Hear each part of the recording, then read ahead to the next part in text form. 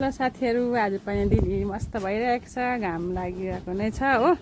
राम्रो छ हाम्रो चाहिँ यहाँ काठी बटम ल्याएको थुपाइरहेको छ हो फुलहरु यता राखेको छ अलिअलि फुल भइरहेको छ है कति पैसाको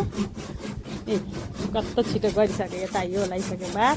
यता लगाइसक्यो यता खिड्की यो निकालेको थियो नि त खिड्की चाहिँ हामी नहाल्ने सानो हाल्ने भनेर चाहिँ यता चाहिँ सानो काट्दैछ भाइले कालो त्यस्तो भइरहेको छ लगाएँ यहाँ माथि मात्र हालिदिउँ त खिड्की चाहिँ त्यस्तो भइरहेको छ भित्र सपोर्टिङ लागिरहेछ बटमले अहिले चाहिँ हुँदैछ काम यत्रो लागिसक्यो डल्लै यता झन्डै लडेँ यो चाहिँ हामी आधी मात्र हालिदिउँ त खिड्की चाहिँ साह्रै ठुलो भएर सानो छ अहिले त बार सानो छ नि त यतापट्टि हामी नराखेको खिड्की चाहिँ यता राखेको यता अगाडि मात्र राखेको सानो यस्तै हुँदैछ साथी काम हाम्रो चाहिँ यत्तिकै हुँदैछ काम लाग्यो भने टोपी चाहिँ छोडिँदैन है साथीहरू हावा छ बेसी नि चिसो अब म चाहिँ साग थियो नि अलिअलि हिजोको त्यो साग टिप्नु अलिकति बचेको छ नि त मिठो छ टेस्टी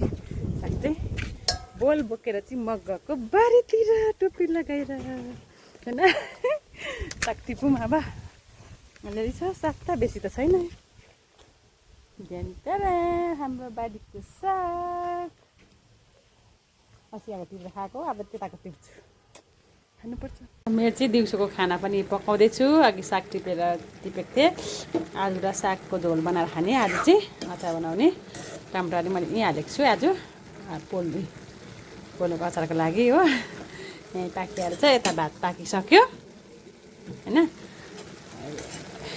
साग र भात खाने आज चाहिँ टेस्टी साग अब यो विन्टर लागि त अनि मेरो छोरी यहाँ खेल्दैछ हेर सब भुइँभरि झारेर घरि यता यता नानी यता हेर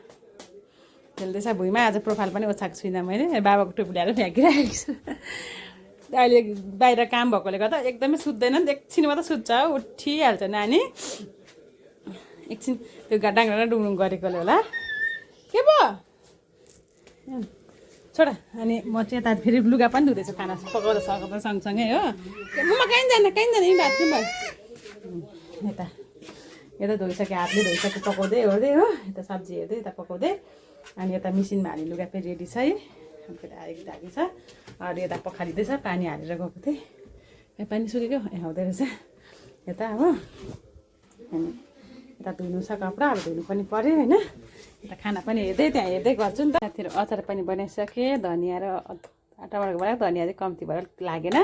साग पाकिसक्यो हो यता पानी पनि बसालेँ खाने पानी उमाल्नुको लागि हो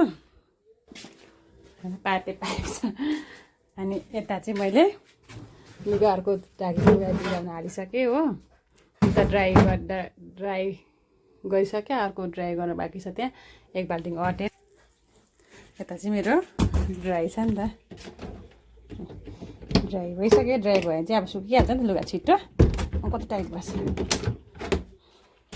ड्राई भइसक्यो यता नअटेको छ नि त चाहिँ हाल्नुपर्छ हेलो साथीहरू मेरो भिडियो कस्तो लाग्यो तपाईँहरूलाई मन परेमा मेरो भिडियोलाई सब्सक्राइब गर्न चाहिँ नबिर्सिनु होला अहिलेलाई बाई फेरि भेटौँ नेक्स्ट भिडियोमा